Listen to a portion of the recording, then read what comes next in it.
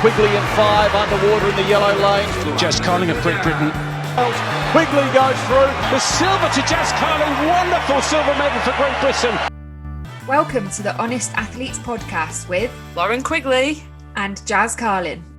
Welcome back to the Honest Athletes podcast. And again, thank you so much for everyone that's listening. We've had so many incredible messages so far, and it's so heartwarming to hear all your stories and people that can relate to some of the topics that we've been talking about. And yeah, we've just really loved doing it so far, and we're really looking forward to bringing you more content and actually bringing some guests on the show as well. So yeah, this episode this week is all about, I guess, overcoming the tough times in sport. Injury, illness, it's inevitable in sport, but it's, I guess, how you pick yourself up, how you deal with it, how to stay motivated through those really tough times. And as an athlete, I think we do have a lot of bumps in the road, but it'll be really interesting to talk about both of our experiences really. And yeah, talk about how we overcame them and how we came out the other side. So yeah, Lauren, how are you feeling? It's a really interesting topic to talk about, isn't it? It is. And like you've just said, athletes go through these bumps in the road. Every athlete does. And it's that quote, I think, is it something like, it's not about what happens to you, it's how you react or how you deal with it or whatever it is. And so, yeah, it's a great topic. Everyone will experience it. And for me, I had one major illness. Well, I say major, one reoccurring illness and one reoccurring injury that I had through my career.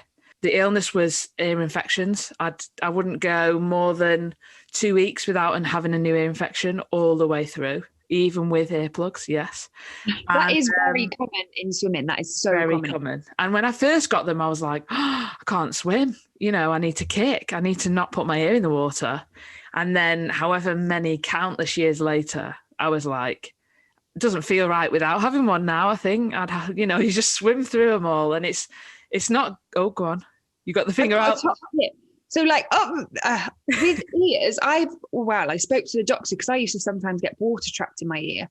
And she used to say, a tip, if anyone does get any sore ears while swimming, is that once you get out, actually have a hairdryer at a distance away, not on like full heat, but to actually keep the air to dry out your ears after swim training, because if the water gets stuck, that's sometimes how they will start. So that's my top tip. There you go. And that's the episode of today. Thank you, Jazz. Thank you everyone for listening. No, that is a very good tip. And yeah, so I would get them every single week or every other week for sure. And I just sort of got used to them. And like I said, it was a bit weird without them. Now it's not great. Like, I don't advise people to just swim through ear infections and things like that. But something that we'll talk about later that I'd like to bring up is, where's the line of, okay, you need to really just swim through it now, or where's the line of, no, we need to get this sorted, this is a real problem. And my injury that was reoccurring, typical in swimmers, shoulders. And I had scans, was taped up every single week. I'd see a physio without fail. My shoulders were awful.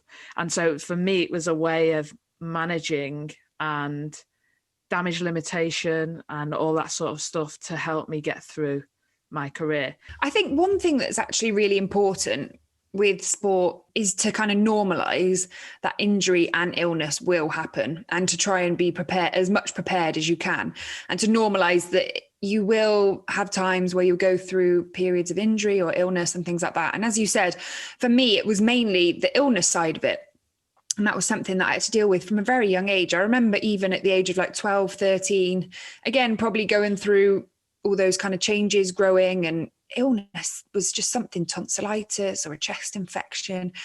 It was something, and it is quite common in younger girls, actually. Well, a lot of younger girls that I've spoken to seem to actually deal with the same kind of thing. And I don't know whether it's the growing or all those kinds of different things that are happening with your body. But yeah, illness was something from a young age that I had to deal with. And it's disappointing, I think, in sport, when there's something that's holding you back from doing something you love and stopping you from training. It's so frustrating, you know. We can obviously talk about it a lot more and go into a lot more depth, but I was actually very lucky to not have many injuries throughout my career. And I guess in swimming, we are quite a fortunate sport. There's not actually that much impact in swimming. We're just swimming in water. So it's very kind on your joints. But Yeah, I'm always amazed when I look back. I've actually never broken a bone. Touch wood. Touch wood. Everybody touch wood. Everyone, Don't know where you are. Touch that wood. Find it. Touch it. I've never actually really had many injuries. Been very lucky, or not ones over a long period of time.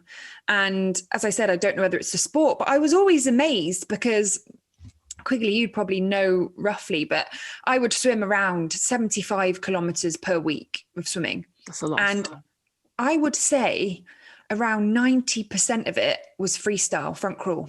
Mm-hmm. So whereas a lot of swimmers need to do medley to mix it up so they don't have the strain on their shoulders. So if you can imagine swimming 75 kilometers, well, 90% of it.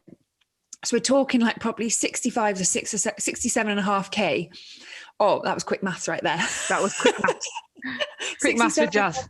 67. And like, if you can imagine all that pressure of just swimming front crawl, that same motion on my shoulders every week on week, year on year. And I, from the age of 16, didn't do much medley. So up until the age of 28, when I retired, the majority of my swimming was freestyle and front crawl.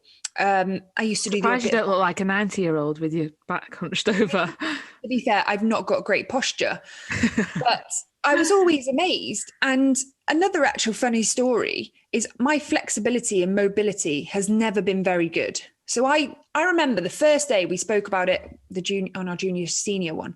The first day I moved to Swansea. The first day I saw the physio.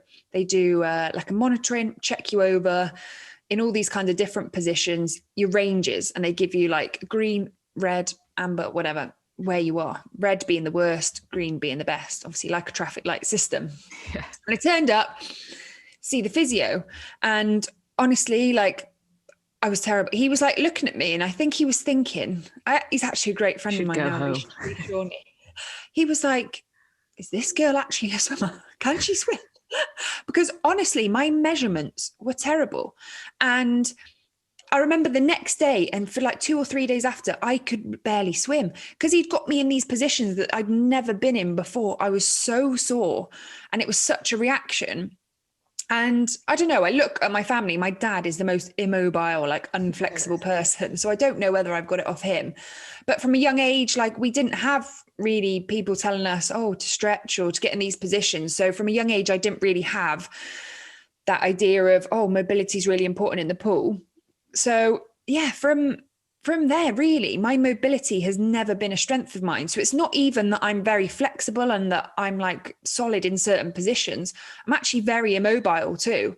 So it's quite crazy, really. And even for me, my lats in particular, like my overhead, getting in a streamlined position is very tough for me.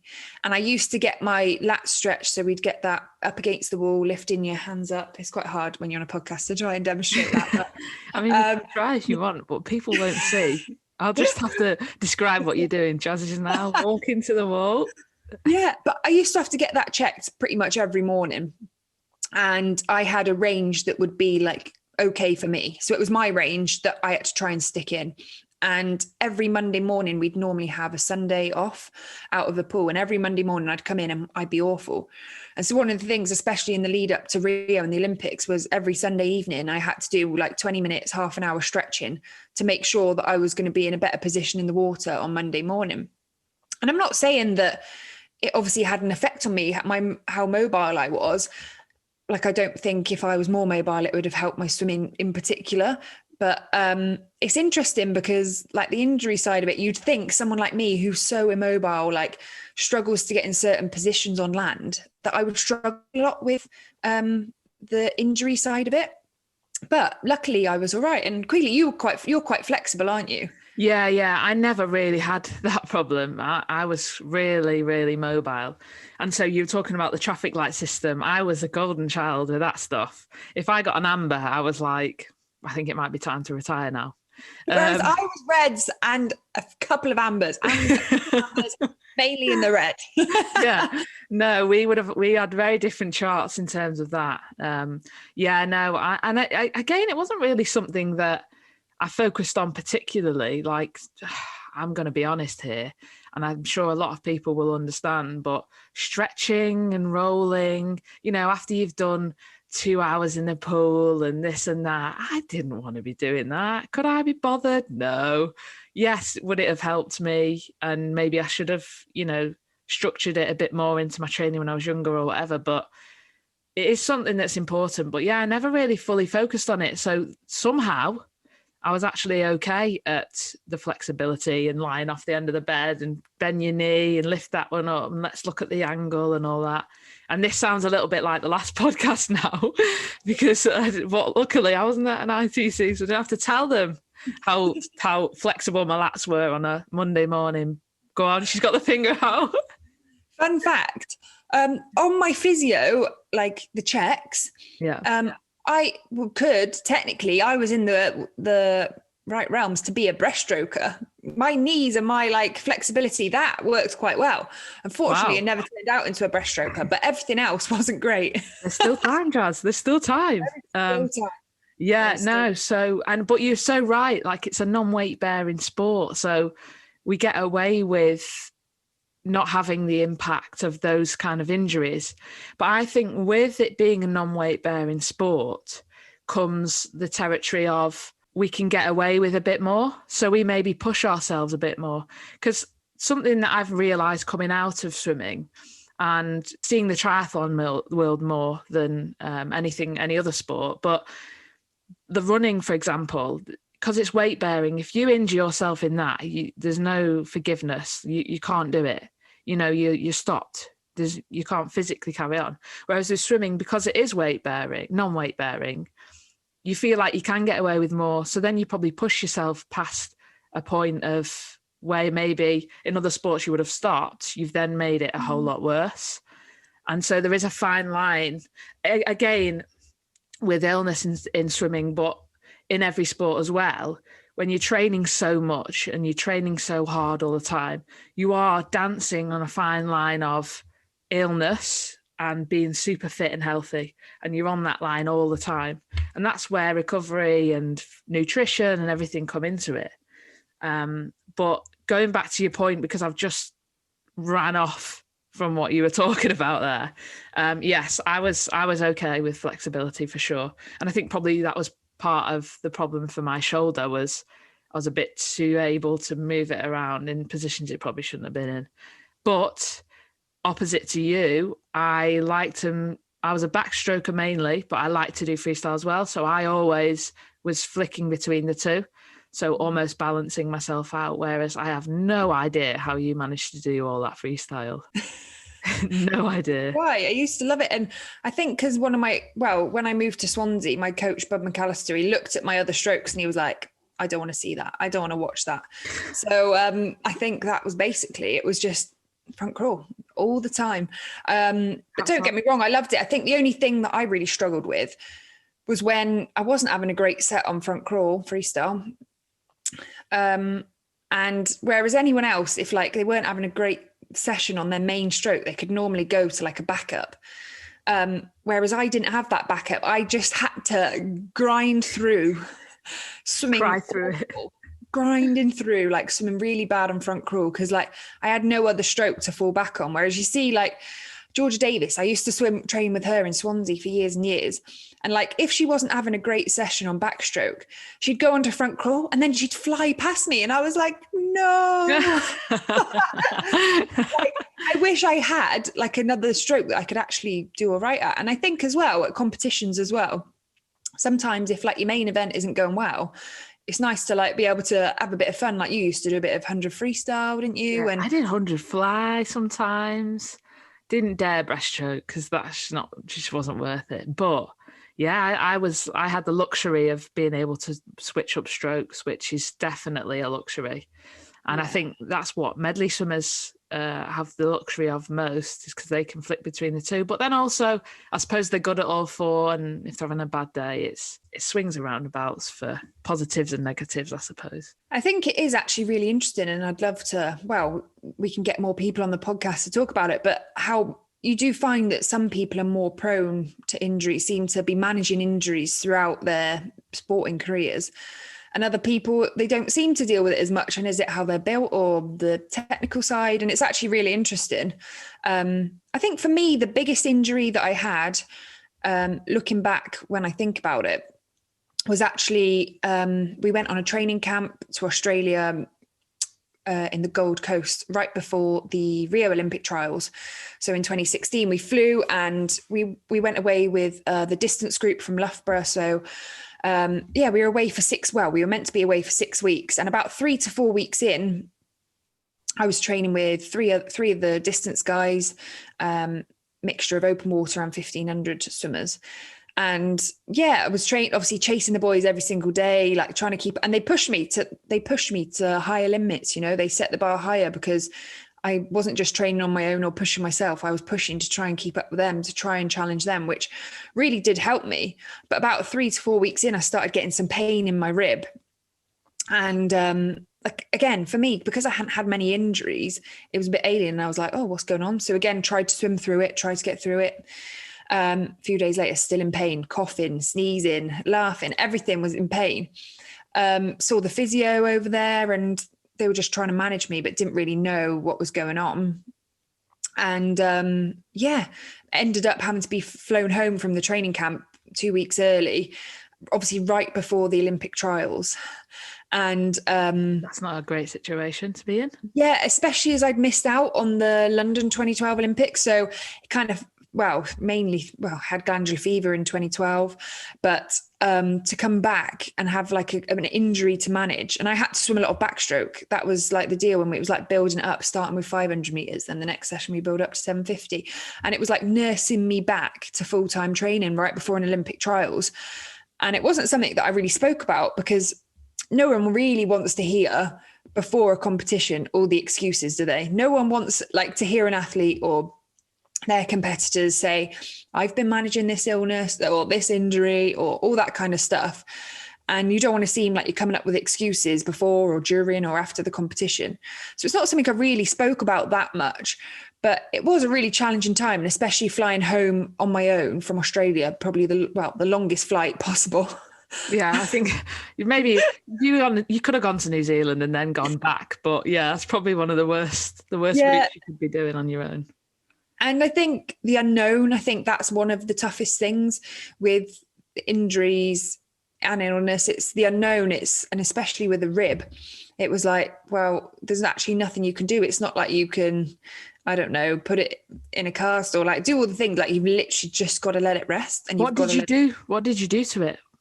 So I think the doctor spoke to me afterwards, and I think it was like a tiny stress fracture in my rib. From what it can just happen through training. But it was a bit of a mystery, to be honest. But it was just so painful. And I think as athletes, you go through a lot of pain. Like you've got to push yourself through a lot of pain in training. At the end of a hard set, you've got to find that extra gear while your body is screaming. But when there's like those acute pain or injuries and things like that, where it's just like, this doesn't feel right and this isn't normal. And I remember just every stroke, it was on my right, every stroke that I was putting in the water was just like a dagger in my side. And it's just so difficult not knowing when will I be able to be back to full-time training and trying to stay motivated during that time. I think for me, I guess the motivation was there because I wanted to be at my best at the Olympic trials and I wanted to try and qualify for Rio. So the motivation was there, but it kind of brought so many doubts and feelings in my head. Am I going to be ready for the Olympic trials? Will I be able to get the qualifying time to go? And all these kinds of thoughts, I'm not going to be ready. All those kinds of thoughts just come into your head and play like devil's advocate with you. And it's didn't set me up in the best place for Olympic trials. In the back of my mind, knowing that I hadn't had the most consistent block of training that I've ever had, that was playing mind games with me. Yeah, definitely. And how long was this before the Olympic trials? It was probably like six or 7 weeks that I came home. 6 or 7 weeks. So really close. And it sort of resonates with me a bit, or I'm remembering the feelings of going into a taper, for example. When you're in a taper, every single feeling is heightened because of what's to come. You know, you need to perform at your absolute best. And so doesn't matter what it is, what you're feeling, you really feel it in taper. And so this seems like something that's multiplied by 100 because, like you've said, you missed out on 2012 due to illness. You then get this mystery rib pain 6 or 7 weeks before the Olympic trials. And no, you weren't in taper at that point, but you're in that phase just before you need to be at your absolute best. And so you've got this mystery pain. You don't know how you did it. You don't know what you need to do to get it better. And it's multiplied by 1,000,000 because it's when it is. It's those few weeks before. And so physically, it's difficult. Obviously, you're in pain and stuff like that. You have to make a trip home from Australia, and flying on your own is super lonely. And so what was that, even just that plane journey like back to the UK? I was quite emotional. I can just hear my belly rumbling. You're hungry there, love. Do you want us to break so you can go and get a snack? I hope no one can hear. It's literally my belly making all kinds of noises. Yeah, it was. On a serious note, do you need to go and get some food? No, I'm absolutely fine. Yeah. Okay. My belly always wants food, unfortunately. Yeah, same. But on the flight home, it was just so I was emotional. I was, I guess, coming to all these conclusions, which you do in your head. What if this happens? What if that happens? What if I can't go to the Olympic trials? What if this injury goes on for a lot longer? And all these kinds of things. And our brain, I guess, is made to protect us. So when it is coming up with all these thoughts and feelings, it's just trying to think, I'm trying to protect you. I'm trying to look out for the best of you.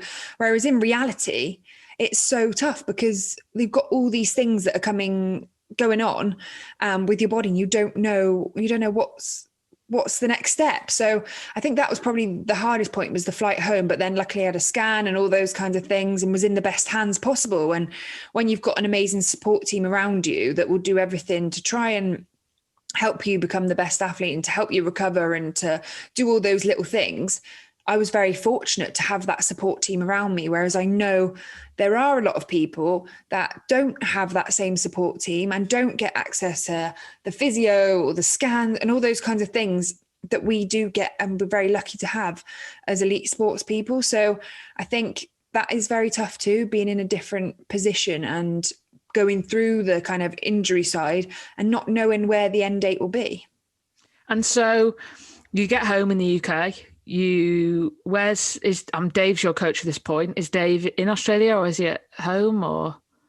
Yeah, Dave was still in Australia with the rest of the group. Okay. So I was coming back. Luckily we had Graham Antwistle, our other coach, who was back in Bath with quite a few of the other athletes. So yeah, it was nice coming back and actually seeing people. But I tell you, one of the hardest things for me is when you're either coming back from injury or illness and you're not doing the full session and you're kind of plodding up and down and you can see everyone else doing I don't know, I always found this really hard. You can see everyone else doing a really hard training set and you can't do it. Yeah. And it's in my head, it was always it was great. It was great seeing everyone else work hard, but I wanted to be in there too. Yeah. And I think that was tough, was watching everyone else when they're being able to train and obviously so driven for the Olympic trials. And then there's me trying to plod up and down a little bit of backstroke to try and give my rib a rest and nurse me back to full-time training. That was tough. And so how long did it take for you to be able to get back to training hard and stuff? Was it quicker than you thought, or was it, it was quite a lengthy process?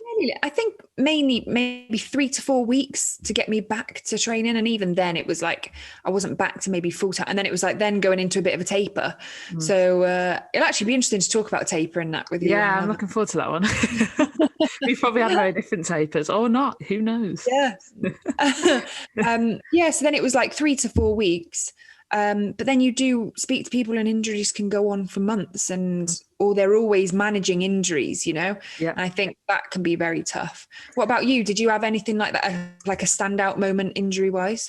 Standout moment, not that I can think of. I was quite lucky in respect of nothing happened again where I broke a bone or anything like that during my swimming career.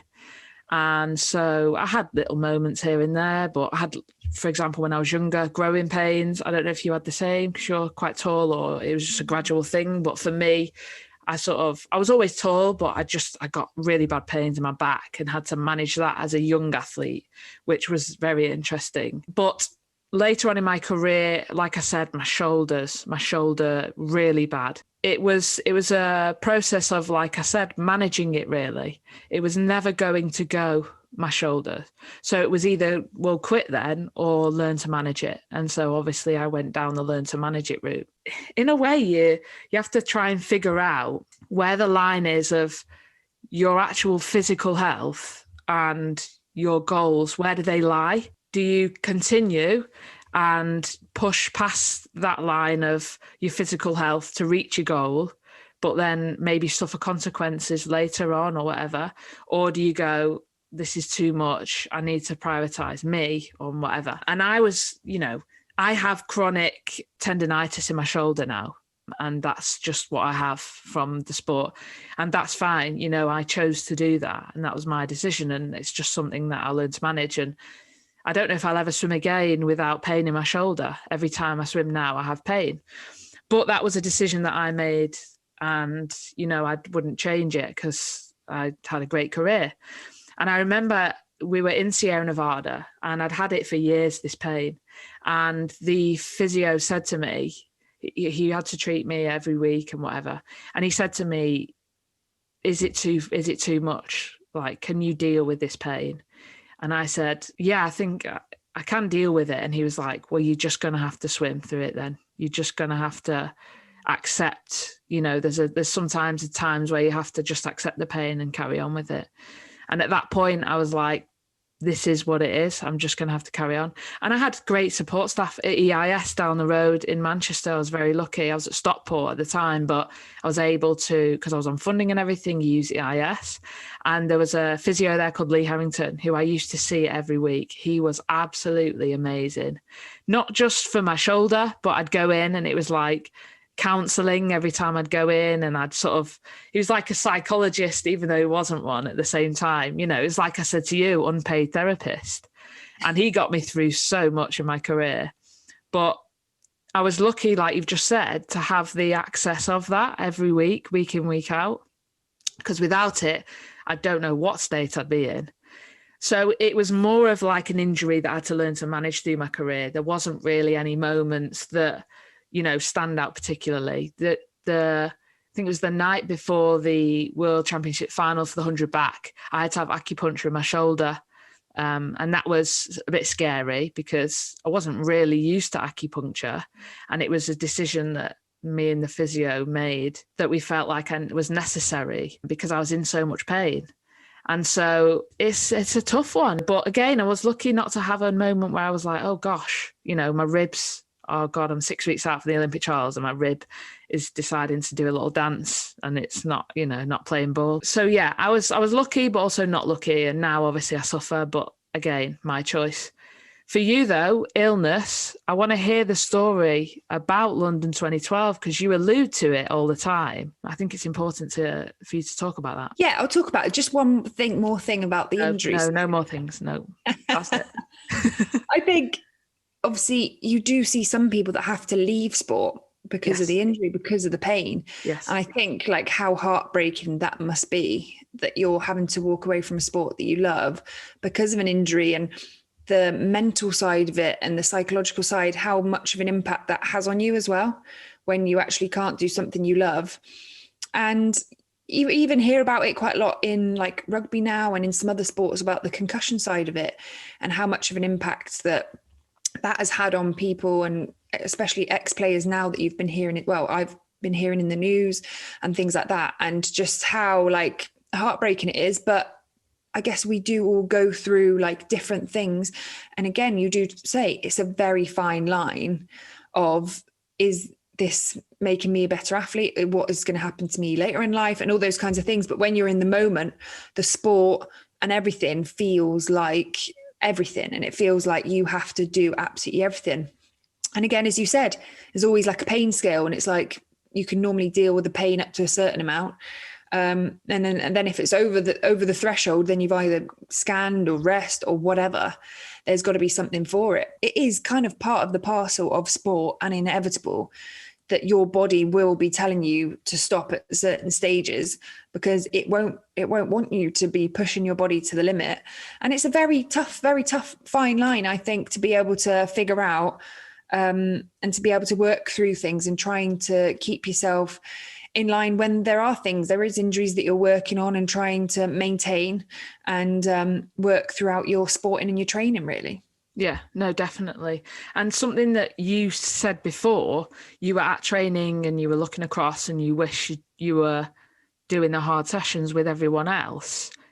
That things that come with being injured and ill, a lot of swimmers or a lot of athletes have pressures from other teammates, from coaches, from parents even, where I know athletes sometimes feel, they'll think that I'm being a wuss, or they think I'm being soft or weak. And so a lot of athletes will just train hard and train through things that they really shouldn't be. And my dad said to me when I was very young, and said to me all the way through my career, listen to your body. And when I was young, I was going, yeah, whatever, listen to your body, fine, sure. But it's so true. It's like, it's saying things for a reason. It's giving you signals for a reason. And sport is all about learning about yourself and how far you can push yourself, and learning what pains you can deal with and are training pains, and you just work hard through them. And that's what sport is. But then also learning what pains are, okay, I need to stop here, I need to rest, I need to get this sorted. And so it's really hard. I'm almost a hypocrite because I'm the worst for it sometimes, where there's pains where I should be stopping, but I just think, I'll just finish the set, or I'll just finish the rep, And I think so many of us are guilty of that. And so it's so important to just identify those moments and be able to act in a mature, professional way. Yeah. I completely agree. But going on to like the London 2012 story, I think I do talk about it quite a lot, but it'd be interesting to actually talk a bit more about like the illness side of it, because that was probably the biggest impact on my career. So in 2011, I went to the World Championship trials. They were in like the March. I think they were actually in Manchester in 2011. I think I remember. Yeah, just vaguely. I was quite young then, Jazz, to be honest. All right, make me feel old. And so I went to the 2011 Olympic trials. I did I think this is when the shiny suits. So we'd gone back to the knee suits. So it was the first time that it kind of been introduced that we were going backwards in terms of wearing just the knee suit. For those of you who don't know that much, it went from being like full body suits with really thick neoprene to actually go down to knees. So it was more of a fair game, just to your knees and a certain thickness. So it wasn't thick material at all. But it was kind of like the first kind of competition where we were racing and no one knew, like, would my times be the same? Like, would I be slower? All those kinds of things. But 2011 trials for the World Championships, and I came away with like best times in pretty much every event. Qualified for the World Championship team in the 400 and 800, and I think the relay too. And yeah, I was like, it was going well, training was going well. And I was thinking, it's heading me in the right direction for the 2012 Olympics. That's what everyone was talking about. The media, friends, family, everyone was like, are you going to the Olympics? I'm like, we don't find out for another year. But it was what everyone was talking about. And then it was about 6 weeks later, I noticed that I wasn't feeling great. I don't know, it was just a few little illnesses. And then just as an athlete, you're always tired, but I noticed I was like sleeping more. I didn't quite feel myself in training. And so coach and doctor was like, well, let's get a blood test. Let's just make sure that everything's okay. And basically had the blood test, and it came back that I had glandular fever. And I guess, well, when someone says glandular fever, I was like, well, what does that mean? Like, I'd never actually heard of it, to be honest, at the time. And I was like, well, how was this? The first thing was like, how is this going to affect my swimming? Like, what does this mean? Can I still train? And so the doctor said, like, we're going to do our best to get you through this time and to help you train through it. And it's just going to be one of those things. Some people might recover in a few months and some it can take a couple of years, and we don't know. And I think that was probably one of the most difficult things, is the unknown. And so moving forward and being able to train, trying to consistently get in some training. I couldn't really handle the bigger sessions like I used to and the longer sessions. And every time just trying to get in some consistent training, I'd tonsillitis every 2 weeks, every 3 weeks. And then I'd be in bed for a week with full on fever and awful. And then again, I'd be able to build up another couple of weeks training, again, in bed for another week or 10 days and not well. And so it was literally just 2 steps forward, 3 steps back every single time. And I think that was probably the toughest moment, is being able to actually think, well, I'm actually can't progress. I'm moving backwards every single time, and I can't put a consistent block of training together. And for most athletes, that's what it's all about. Being able to train consistently, week in, week out, and building those weeks together, those months together. And that's what makes the biggest difference. So I actually went to the World Championships in 2011, managed, obviously, I'd qualified, so I was just trying to train through it and race through it. And even though the training wasn't quite as consistent, and I was just miles off my times, I wasn't there. And it was difficult, it's turning up to a competition and not being on your best, not being even anywhere near. And obviously I knew I had glandular fever, but I don't think anyone else really knew, kept it fairly quiet. Again, because didn't really want people knowing and didn't want to see it as a weakness, to be seen as excuses and those kinds of things. So no one really knew. And they'd obviously just seen me turn up to the World Championships and really underperform. Which is awful, really, that you said you didn't want to tell anyone because you feel like it's excuses. And, that's almost like what we've just said earlier, is like the pressure of not having these excuses and carrying on because you didn't want to look like a certain way, whereas you were really not well at all, if you in the grand scheme of things. So, but anyway, carry on. Sorry about that. Yeah, no. And so again, going into the Olympic year, so the swimming season's normally kind of September, start in September till the July or August or whatever. And so started in September, the Olympic season, and again, trying to train as much as I could. And one thing I actually regret that summer is I wish I'd got my tonsils out in 2011. I had them. Do you have any regrets? There you go, tonsils. That's the only thing. Getting the tonsils. I had my tonsils removed in 2012 after not qualifying for the Olympics. But I actually wish I'd got them removed earlier, because looking back, it was the best thing for my swimming and for my training and for keeping me healthy. But anyway, going off story. So from that summer onwards and training, again, trying to be consistent with training and just trying to manage myself, trying to get extra sleep, trying to look after my body, again, listening to my body. But my body was like, you need to sleep, you need to recover, you need to rest. Having glandular fever, it didn't want me to be training 10 times a week. So that was difficult. But I felt like I was training, but I knew I obviously had more to give. I felt like I was actually training okay and managing it as best as I could. That's all I could do. And again, glandular fever, it's not like you can take a dose of antibiotics, a course of antibiotics, and you feel better. It's literally just wait and hope that one day, you're going to start to feel back to normality. So turned up to the Olympic trials, and again, I didn't swim badly. I didn't swim I think I was a second and a half off my best in the 400.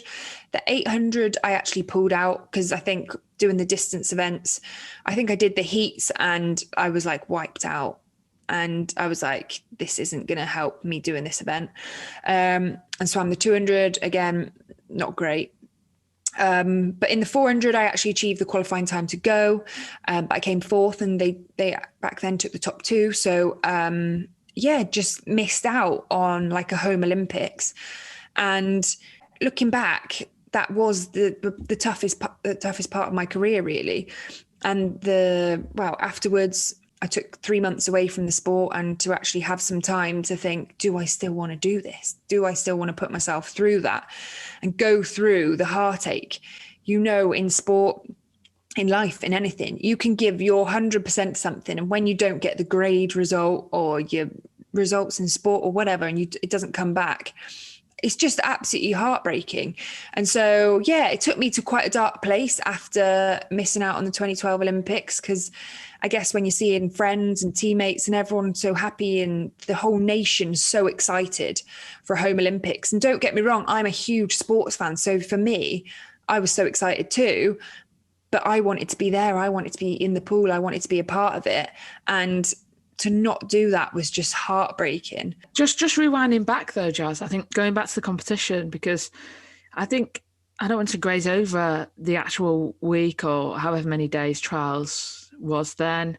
And I just want to talk a bit more about those few days, because people will go through it or something similar. And for me to listen and understand of how you felt that week. I know you obviously weren't well. Obviously you're aware you weren't at your best, but were you aware of how not well you really were, if that makes sense? Like having to pull out of the 800 and stuff like that. I think when I was in the moment, I was just seeing what was right in front of me and just tunnel vision.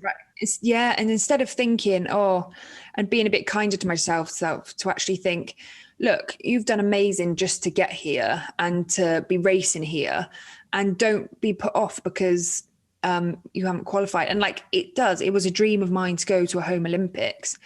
And I guess the consequences afterwards, you lose funding, you get taken off the GB teams. And that's then when I actually did take those few months off to decide, I want to give it a go to try and go to Rio. And it was the same, not being able to see the physio because I wasn't on funding, and not being able to get all the perks that you get of being on the GB team, and not getting those priorities, not going on training camps. And so all the kind of backlash, but also I think in the moment in the competition, it's I felt embarrassed. I felt like my friends was supporting me. A couple of people came down to watch me because it was in London. And obviously I haven't really gone into too much details with everyone about the pain and how hard it was just to get there. Mm-hmm. And so people just see you and they take you, she's not swimming very well, she's not performed, she should have made the Olympic team, or she should have been closer, or all those kind of things. So they kind of, when they look at that, and they just make presumptions and think, she should be racing better. Why is she racing so bad? And you feel like everyone's talking about you. And I just felt embarrassed that I'd not performed at my best, and I wasn't near my best times, and I hadn't done those races that I was kind of capable of. So it was difficult. It was really difficult. And it's kind of you want the world to swallow you up in those situations. I think so many people will be able to relate to what you're saying right now, injury, illness or not. 2016 for me, I did not mentally, I was checked out. I was on a lilo somewhere in the Bahamas, I was not at the Olympic trials. And I say that as if I was having a great time. I wasn't. I was in a very bad place. And it's funny you mention excuses and stuff, because after the race at the trials, I got out and obviously hadn't qualified, but I was a bit numb. I wasn't a bit numb. I was very numb to it at that point. I was like, right, numb. Okay, that's how I felt. Numb. Yeah, let's just get out of the pool. Let's go home. I don't care. And obviously I did, but I also really didn't, as in the numb feeling. And they asked me for an interview when I was walking around. And the interviewer, I can't remember who it was, genuinely, but the interviewer was like, so what happened? And they were trying to get you were injured or ill or an excuse out of me. And I said, I just didn't swim well. I didn't swim well on the day. And they're like, yeah, but you're training, or have you had any problems? I was like, no, there's no excuses. I swam bad. And sometimes you do just swim bad. When you have an illness that you're talking about, I can't imagine what that's like in terms of getting over that then, because you're also ill physically. Not only mentally have you not qualified and you've not made a team, and that's really hard to deal with, but you're also physically not in a good place either. And so those 3 months afterwards, you said you were in a dark place. What were they like? What did you go through in those 3 months? It's actually really hard to like go into. I still find it quite hard talking about, because those like few months afterwards were the toughest. When I didn't qualify, my mum and dad literally the day after were like, let's book a holiday, let's go away somewhere. So we ended up going to Turkey for 10 nights. And again, straight after, or yeah, this was literally, we flew, like it was a last minute deal. We literally flew a couple of days later. And they took me out of what was like a situation where I guess being at home and like being around people, being around swimmers or all that kind of stuff, they just took me out of the situation and plonked me on a sunbed. And even though like I was really hurting and like gutted, I was trying, like, again, I think it was that numb feeling. At first, it actually didn't really sink in that what had actually happened, and the whole year, I guess it had been so numb. But then as time went on and just the effects that it had on me, and I struggled to sleep. I remember there was one night, because I was living in Swansea at the time, and there was one night and I just couldn't sleep. And I remember driving back to my mum and dad's house at like 3 a.m, and it was 2 hours away.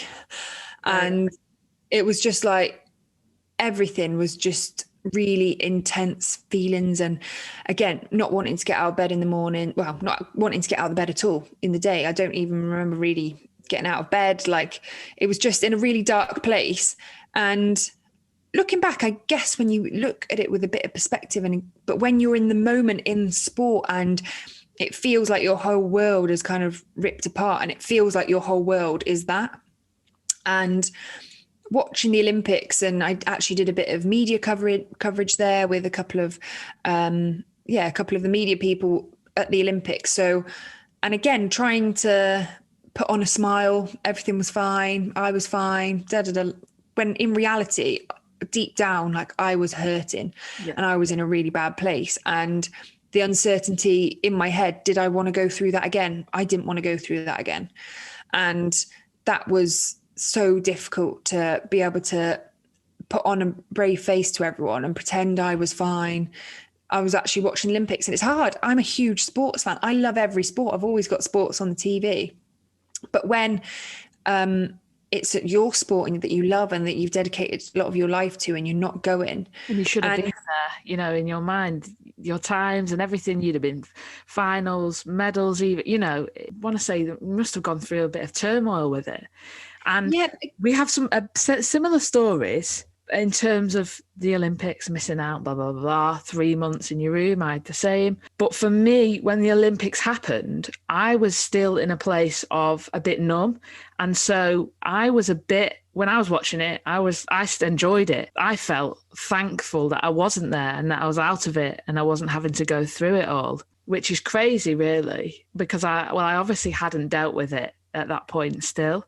So for you to have to cover it and to be there and be, it's amazing, and it is, but like, you should have been there, and that's really difficult. I think as well, you've spoken about it before in one of the other episodes as well, about when you don't swim well, or for me, not qualifying for the Olympics, and like, it kind of feels like people, it's not that people aren't interested in you, but people don't really know what to say to you, because they obviously know that you're hurting.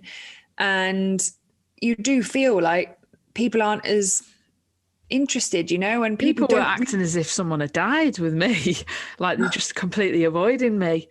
And it's really hard because you're still you were still Jazz. You just didn't swim well on the day for whatever reasons they were. It's so cutthroat. It's like the Olympic trials in swimming. I can't talk for any other sport because obviously there's all sorts of different things of how you qualify.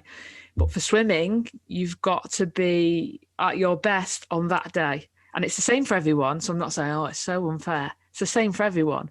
But the actual chance that you're going to be at your best on that day is so small. It's such a small percentage of you actually being at that point on that day at that time, that the possibility of you not actually performing as well and not making the team is a lot greater. But it feels like everyone is judging you and you shouldn't be here. And, that was awful. How pathetic. I thought you were this big superstar, and you're not really, because you just swam rubbish.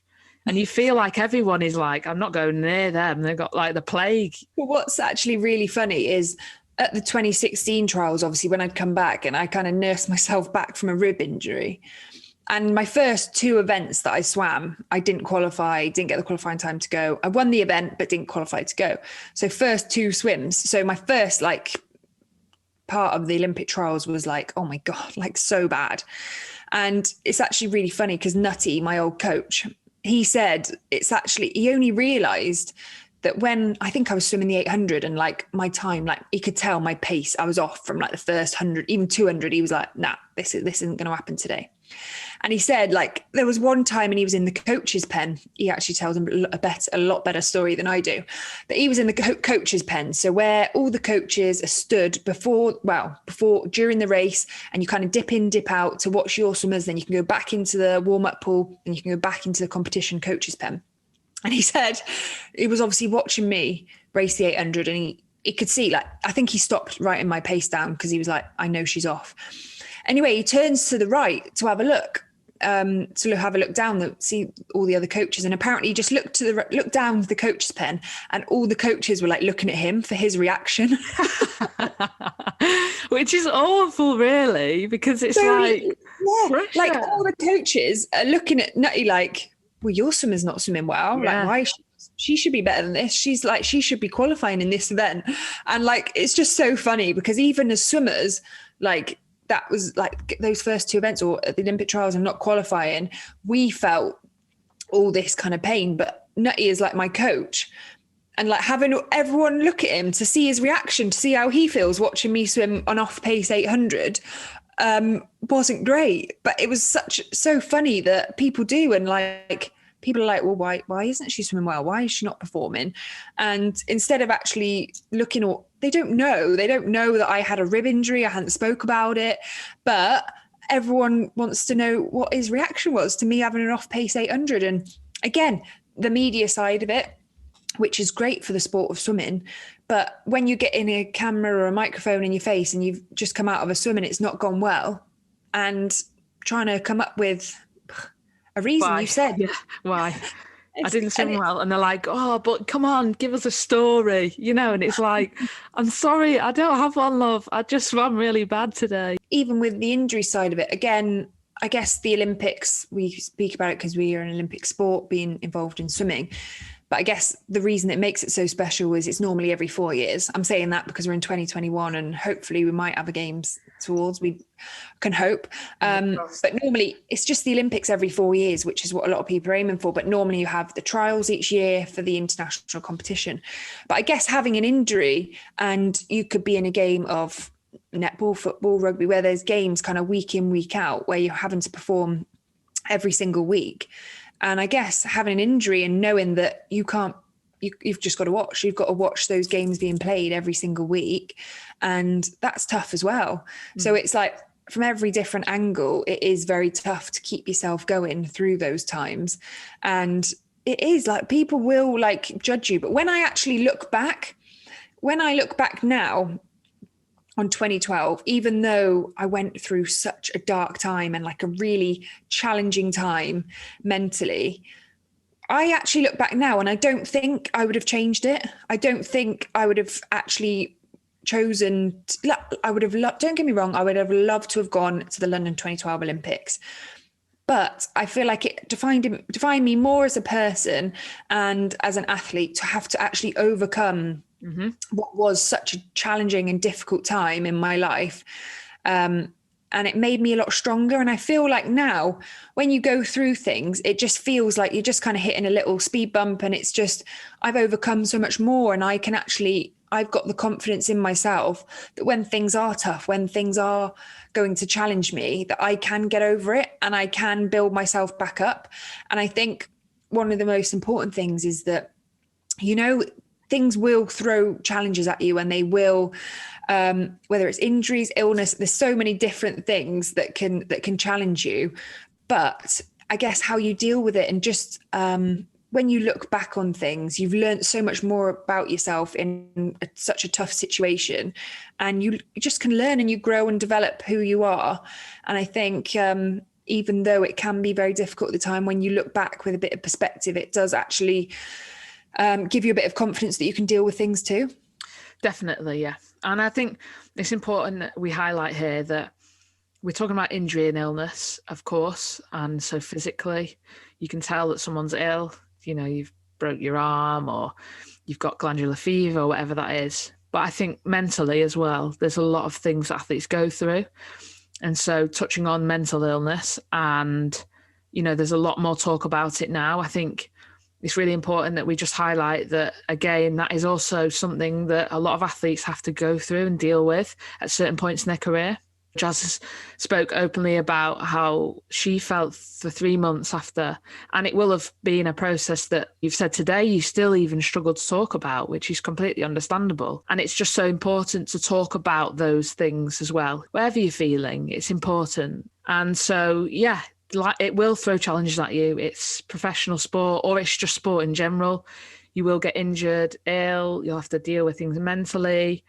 And it is just about navigating through your own journey with it and trying to get the right help and to manage certain things, and also prevention, injury prevention, stuff like that. And again, I touched on it before: sleep, rest, recovery, nutrition, rehab, prehab. There's loads of things that you can look into and focus on that will try and avoid those situations or help you recover as quick as you can after them. And even when you're going through like an injury or an illness, it is, again, turning the focus on the things that you can actually work on, instead of thinking, oh, I can't train, I can't do this to the best, I can't do gym properly.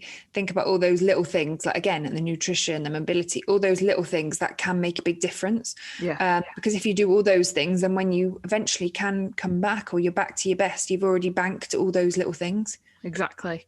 And just to touch on something you said just a minute ago about you wouldn't change it. Of course, you'd have loved to have gone to the London Olympics, but you didn't. And you went on then later and just absolutely smashed it all. And so I like to believe, I think I've said it before, everything happens for a reason. Whether it does or not, it helps me get through situations. And so would you be doing what you're doing now and have the empathy and have that passion to help others that are going to go through their own journey? You maybe would, but maybe you also wouldn't. And it's those hard times that have brought you to this now, Jazz, of helping other athletes and doing amazing things like that. And so just wanted to say myself, what a journey you've had, and super proud of you for talking about that today and opening up, because that's going to help loads of people. And, it's important. And for anyone listening or about to go through their own sporting career, these things will happen. And it is about just managing it and making the right decisions, or, you doing everything you can to figure out what the right decision is. And it's not straightforward, but it's worth it. Definitely. Oh, I like that sounded amazing, and it's so true, of being able to, I always say, it's like it defines you more as a person when you're overcoming things that are challenging and difficult,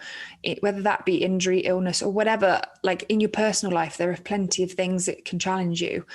But when you kind of overcome it, I think that's what defines you more as a person. And again, we spoke about it before. It's easy for people to see the winning the medals and all the kind of the glam and glitz side of like sport, I guess. But I think what truly defines someone is how they can pick themselves up and how they are as people when they're going through things. And it is tough. It is challenging. Sport will challenge you in so many different ways. But once you pick yourself up, it will, as you said, it's all worth it in the end. And listen to your body, but focus on the things that you can control and you can work on, and it will all come right in the end. Thank you, everyone who's listened to this episode. Hopefully you've got some absolute golden nuggets from it. Great for Jazz to open up. We're looking at having some guests on as well in the future. So if there's anyone you'd like us to have on the podcast, please let us know. But look forward to those. We will keep those as a surprise, but we do have some fantastic guests lined up. So we're looking forward to releasing those. And we will see you next Wednesday, and the Wednesday after that, and the Wednesday after that, hopefully. And we're on all platforms: Anchor, Spotify, YouTube. What's the other one? Apple Podcasts. I forget that every time. I'm sorry. I'm a Samsung user. I know. But we are on Apple as well. And just thanks for sharing this time with us, and have a great week.